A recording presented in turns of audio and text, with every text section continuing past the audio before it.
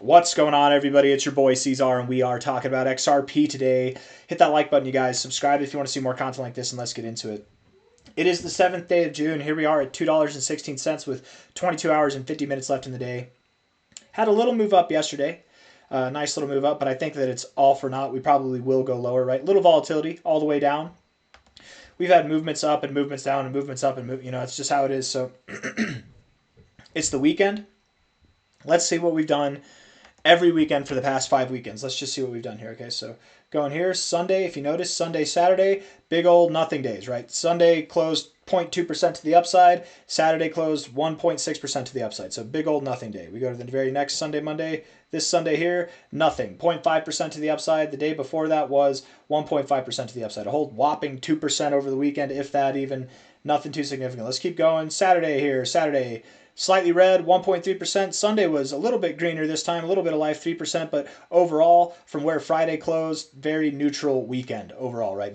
Just didn't do anything every single time over the weekend, right? That's 3 weekends in a row. We didn't really do anything. Here's a Saturday. Saturday, you actually moved up here. There you go. 5%. You moved up 5% just to move all the way back down Sunday. So you had a little bit more of a volatile weekend. But really, if you closed here on Friday, you opened up on Monday not too high above that. So the weekend, again, providing neutrality. A little bit more excitement, but again, neutrality. If you just went to bed and you woke up, you were a little bit higher. If you went to bed and woke up here, you're a little bit higher. Same thing with all these weekends here. To be completely fair, though, over the last 4 weekends, you have actually moved up a little bit over the weekends, if we're being fair. Just a little observation there. Here you're moving down, right? Saturday, Sunday, getting a little bit of movement, actual movement to the downside, but still 1.4%, 1% on each of those days. That's not even a 3% move over the weekend, you guys. What I'm getting at is it's Saturday now. Tomorrow's Sunday. It's probably, that was the last 5. I think that was the last 5, if not at least 4. Maybe it was 4. We can do one more. Okay, Sunday there, pumped 2%. Saturday was boring. Still, from Friday's close, you were up like less than 3%. Don't expect much. Yeah? Friday closed here. We're probably not going to be up 3% by the end of this weekend, so we probably won't see prices at 223 or higher by the end of this weekend, and we'll probably not be down more than 3% by the end of this weekend, which means we won't see prices below $2.10. The expectation is we'll be right here between $2.23 and $2.10 for the next 2 days, 46 hours and 46 minutes, at least, if not more, right? Buckle up and get cozy. We're going nowhere fast, man. And that's okay. That's just how it happens sometimes. We might be getting set up for some kind of head and shoulders pattern, maybe. You had your low, and this is kind of a move up, right? You've got your left shoulder here, your head, your right shoulder might be forming. I don't know. I'm just saying. And I doubt it is. I don't think it is, but it kind of looks like one. And if it kind of looks like one, maybe it kind of performs like one, right? But I don't think we'll get the measure move, right? The measure move from here, I mean, that would take you, if it were a head and shoulders pattern. I'm just doing a rough draw. Yeah, I don't think you go below $1.80, man. I think $1.88. You'd be hard pressed to really even get below $1.90. But here you are at $2.17 now. Likely you are going to at least like $1.90, $1.95 is my thoughts. Low to high here, 0.5382 consolidation range, right? You break out, and where do you go? You go right to the golden ratio. Where is that? That's at $1.95 to $1.98, right in there. It's possible that you don't hit that area. You could do this thing where you front run the price. You look to hit it and then you just miss it just barely.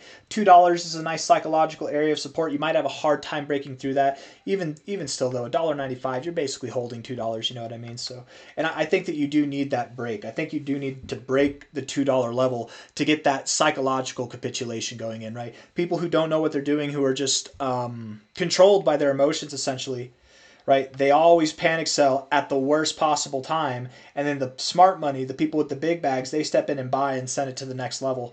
And it happens time and time again. And the reason why I would expect that people panic sell down here, beyond just the fact that XRP will be dropping, if XRP is dropping, that implies that the rest of the markets will probably be dropping too, and Bitcoin. Beyond just all that psychological, just, you're at $2.01, it's fine. But if it goes below $2, I'm out. And then as soon as it does that, you're out. It's the low. It's the worst time to sell, and we get out, man. I wouldn't be surprised at all if we had some volume stepping in right here.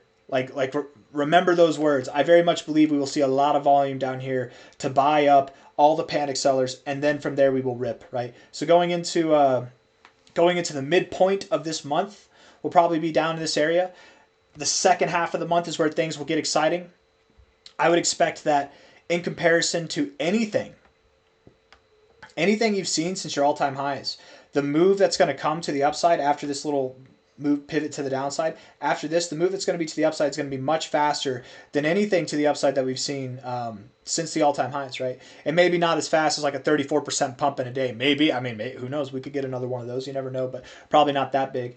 But still, you know, instead of a day, 34% in a week or more than that, right? I very much believe that XRP by the end of this month of June will be above these highs, probably well above these highs. And going into July, prepped and readied for prices that are well above $10, well above $11, even potentially above like $15 by the end of July. That's the expectation. Yes, the expectation was by the end of June, but here we are, June 6th. Things aren't going the way that we expected them to. We've definitely got some bullish connotations in the market, some breakouts and consolidations after the breakouts. We're definitely priming the markets and getting ready for the next phase higher. I very much believe that. But it's taking more time than I originally assumed. And technical analysis, you guys, for anybody who's having a hard time waiting a little bit longer, first off, technical analysis is more about price than it is about timing. Timing is really hard to get. It's all speculative, but timing is especially speculative. So you'll see it a lot of the time, technical analysts, they'll get the price right inevitably. But instead of it happening in the 6 months they think it'll happen, maybe it happens in a year and a half. You know, sometimes it takes longer. Maybe it happens in a week. You never know. Things can happen faster and slower. So, and don't get me wrong, man. Even though it is June 6th or June 7th, it's June 6th where I'm at, but it's June 7th on the charts. Even though it's June 7th and it's looking like this month is going to be slower than anticipated, XRP doesn't need a whole lot of time to make this next move. You know what I mean? I mean, it could be that XRP is like above $9 by the end of the month of June. We still absolutely could see that. When this thing moves, it doesn't need much time. And that throws a lot of people off. They think that, you know, they see where the price is now. They get these time frames in their head and they think, oh, that's not long enough. It's going to take longer for this to happen. But the thing is, the thing that takes a long time is not the move up. And we can validate this real quick here, right? It's not the move up that takes a long time, right? Tell me any of these moves, any move up that you see that took more than a month. They don't take long before you consolidate, right? They like 3, 4, 5 weeks, and then you move down, you consolidate, right? It's not the moves up that take a long time. No, it's the consolidation phases that take a long time, right? So when we break out of this, whenever we truly break out of this consolidation phase and we're ready to rip, I mean, give it 3 or 4 weeks and you're going to be there, $10 or higher, absolutely. But when is that breakout happening? Probably not this week. Maybe next week, but probably the week after, yeah, going into the end of the month. And things are going to get, you're going to see, it's going to be like the 20th of June. We're still going to be here at like 216 or 260 or something like that. And you'll be like, there's no way we're going to be at new all-time highs. It's the 20th of June. There's no way we're going to be at new all-time highs by the end of the month. C-Zar was wrong again. We're not going to get the end-of-month rally. And then over that next 10 days, you're just ripping, man. You're all the way up at $5, $6 in a matter of 2 weeks' time or higher. It's coming. It's coming. And that's why all I ask, a little bit of patience. Just be patient. And I know I'm talking to the right crowd. I mean, I almost said the F word right there, man. Imagine I did, and I said F. You guys have been through it whenever it comes to boring price action, right? The XRP community, I think, has patience ingrained in their DNA. So whenever I say have patience, I know I'm talking to the right people. Just have patience, have faith. You will be going to new all-time highs. I have a really hard time imagining that you rejected this zone so harshly before, and now you've been just living in it, habitating in it, ready to break out, man. After this massive move up, I mean, this is anything but bearish circumstances right now. I have a hard time imagining that you see anything less than something miraculous to the upside. What? You're going to break out of this zone? You're going to see a slightly higher high after not seeing all-time highs, new all-time highs, after being in a consolidation phase. I didn't draw it properly, but you can see, you know, lower highs, higher lows here. Consolidation phase for multiple cycles. This is all you get? I don't think so, man.